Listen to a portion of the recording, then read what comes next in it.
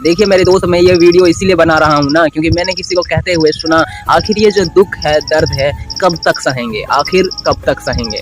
तो मेरे दोस्त, हम सबसे फर्स्ट से बात करते हैं कि एक मसीही जीवन में क्या होना चाहिए, एक मसीही जीवन किस प्रकार का होना चाहिए, और बाद में इस बात को करेंगे कि आखिर कब तक सहना चाहिए। तो मेरे दोस्त, हम मसीही जीवन, एक मसीही जीवन किस प्रकार का होना चाहिए। तो मेरे दोस्त, सबसे पहला बात यह है कि एक मसीही जीवन, सबसे पहला बात उसमें होना चाहिए एक विश्वास। मेरे दोस्त, इब्रानियों के पुस्तक में लिखा हुआ है, बिना विश्वास के उसे प्रसन्न करना असंभव है। इब्रानियों 11:6 कहता है, और विश्वास बिना उसे प्रसन्न करना अनहोना है। बिना विश्वास के उसे प्रसन्न करना असंभव है। अर्थात किसको प्रसन्न करना? परमेश्वर को बिना विश्वास के प्रसन्न करना असंभव है या अनहोना है। हाँ मेरे दोस्त, सबसे पहले बात आता है कि विश्वास का होना बहुत जरूरी है, और उसके बाद क्या होना चाहिए हमारे अंदर में? उसके बाद एक नम्रता का आत्मा होना चाहिए हमारे अंदर में। मेरे दोस्त, एक मसीही जीवन में एक नम्रता का आत्मा होना चाहिए। बाकी आप उसके बाद मसीही जीवन में जो है ना, आपके पास पवित्र आत्मा का होना बहुत जरूरी है। मसीह जीवन में पवित्र आत्मा का होना बहुत जरूरी है। यदि आपके पास पवित्र आत्मा हुआ तो आप मसीह जीवन में हर एक चीज कर सकते हो। हाँ मेरे दोस्त, पवित्र आत्मा कितना महत्वपूर्ण है। पवित्र आत्मा की भूमिका विश्वासियों के उद्धार को मुहरबंद करना, परमेश्वर के विचारों को प्रकट करना तथा विश्वासियों को सिखाना और उनका मार्गदर्शन करना है। वो विश्वासियों को शक्ति और बुद्धि से भरता है, उनके लिए मध्यस्थता करता है तथा आध्यात्मिक उपहार देता है। जब वो प्रत्येक विश्वासी के अंदर वास करता है तो वो विभिन्न भूमिकाएं और कार्य पूरा करता है। पवित्र आत्मा के द्वारा आप किसी दोषी को, जैसे आपके विरुद्ध कोई काम करता है, उसे पवित्र आत्मा आपके हृदय में होगा तो आप ऑटोमेटिक उसे माफ कर देंगे।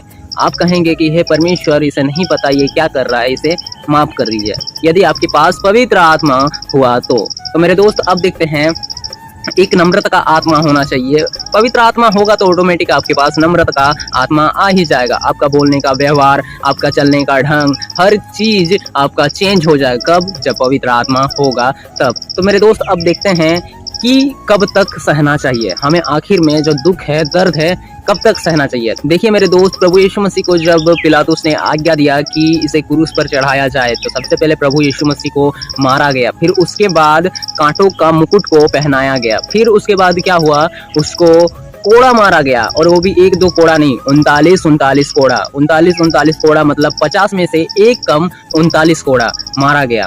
उसके बाद प्रभु यीशु मसीह को क्रूस को ढुलाया गया, फिर क्रूस ढोया प्रभु यीशु मसीह, फिर क्रूस ढोने के बाद प्रभु यीशु मसीह के ऊपर थूका गया, फिर उसके बाद यीशु मसीह को जो क्रूस था उसमें सुलाया गया और कांटी मारा गया, कील मारा गया, हाथ में पैर में कील मारा गया, फिर उसके बाद उसको सूली पे चढ़ा दिया गया। फिर उसके बाद भी वो लोगों का मन नहीं भरा, वो लोग क्या किया, प्रभु यीशु मसीह को सिरका पिलाया गया। हाँ मेरे दोस्त, प्रभु यीशु मसीह को यहाँ तक कि सिरका भी पिलाया गया।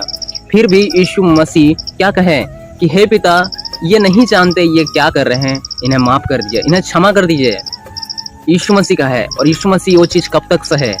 मरते दम तक। कब तक सहे? मरते दम तक। तो हमें किस प्रकार सहना चाहिए? आज सह लिए, कल सह लिए, परसों नहीं, ये नहीं सुधरेगा, अब नहीं सहने का है, चलो इसको बोल ही देते हैं। नहीं मेरे दोस्त, हम लोगों को सहना कब तक है? मरते दम तक। मेरे दोस्त, एक बाइबल से बहुत ही अच्छी कहानी बताता हूँ, ध्यान से सुनिए। जो स्तिफनुस था, प्रेरितों के काम में लिखा हुआ है स्तिफनुस के विषय में। स्तिफनुस एक काम करता था, मामूली काम करने वाला एक लड़का था। तो वहाँ पे क्या हुआ, एक दिन स्तिफनुस के अंदर में पवित्र आत्मा आया और ऐसा प्रचार करने लगा, ऐसा सुसमाचार सुनाने लगा कि वहाँ का जो बड़ा बड़ा राजा लोग है, बड़ा बड़ा लोग है, वो लोग भी उसको देख के हैरान हो गया। तो बहुत कोई ये कहने लगा कि ये जो मूसा ने जो व्यवस्था दिया है, ये चेंज कर रहा है, इसके विरुद्ध बोल रहा, मूसा का व्यवस्था के विरुद्ध बोल रहा। लेकिन वो पवित्र आत्मा से भर गया था और वो ऐसा सुसमाचार को सुनाने लगा। तो वहाँ पे क्या किया गया, एक ने किधर से उठा, कोई किधर से एक पत्थर उठाया और सीधा मार दिया स्तिफनुस को। तो उसको लगा, खून बहने लगा। फिर भी स्तिफनुस क्या था, वो प्रचार को बंद नहीं किया, वो करता रहा, सुसमाचार को सुनाता रहा। फिर किधर से और एक जन पत्थर उठाया, फिर स्तिफनुस को मार दिया। फिर उसी तरह वो सुसमाचार को कंटिन्यू चलाता रहा, बताता रहा और रुका नहीं, वो सुसमाचार को सुनाता ही रहा। फिर पत्थरवाह करते अंत में स्तिफनुस जब मरने वाला था, लेकिन वो सुसमाचार सुनाता रहा। जब स्तिफनुस मरने वाला था ना, तब स्तिफनुस ने देखा कि स्वर्ग को खुला हुआ स्तिफनुस ने देखा। तो स्वर्ग को खुला हुआ देखा तो स्तेफनुस ने क्या देखा कि यीशु मसीह जो थे परमेश्वर के दाहिनी ओर खड़े हुए स्तेफनुस ने देखा और स्वर्ग को खुला हुआ देखा। तो मेरे दोस्त स्तेफनुस ने कहा कि हे यीशु मेरे आत्मा को ग्रहण कर। स्तेफनुस ने अपना आत्मा को यीशु मसीह के हाथों में सौंप दिया और कहा कि ये लोग नहीं जानते ये क्या कर रहे हैं, इन्हें माफ कर दिया। और अंत में वह मर गया। स्तेफनुस कब तक सहा? मरते दम तक। जब आप दुखी होते हैं तो बाइबल क्या करने के लिए कहती है? फिलिप्पियों 4:6-7 किसी भी बात की चिंता मत करो, इसके बजाय हर बात के लिए प्रार्थना करो। परमेश्वर को बताओ कि तुम्हें क्या चाहिए और उसने जो कुछ किया है उसके लिए उसे धन्यवाद दो। तब तुम परमेश्वर की शांति का अनुभव करोगे जो हमारी समझ से परे है। जब तुम मसीह यीशु में रहोगे तो उसकी शांति तुम्हारे हृदय और मन की रक्षा करेगी। तो मेरे दोस्त स्तेफनुस ने कहा कि हे यीशु मेरे आत्मा को ग्रहण कर।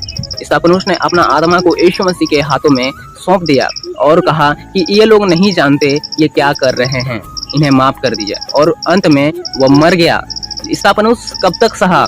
मरते दम तक। तो मेरे दोस्त हम लोग भी एक मसीह है तो मसीही जीवन में मरते दम तक सहना है। यदि हम सह नहीं सकते, कुछ दिन सहे, 1 दिन 2 दिन 3 दिन सहे और उसके बाद हम सह नहीं पाते, तो मेरे दोस्त हम अभी भी आधा अधूरा मसीह है। तो मेरे दोस्त हमें आधा अधूरा मसीह नहीं बनना है, हमें एक मसीह बनना है, एक मजबूत मसीह बनना है। और एक मजबूत मसीह कैसे बनेंगे? हमको सहना पड़ेगा। देखिए मेरे दोस्त यीशु मसीह क्या कहते हैं? अपना क्रूस को उठाओ और मेरे पीछे हो लो। उसका अर्थ क्या है? कि सही वाला असली वाला क्रूस उठाना है?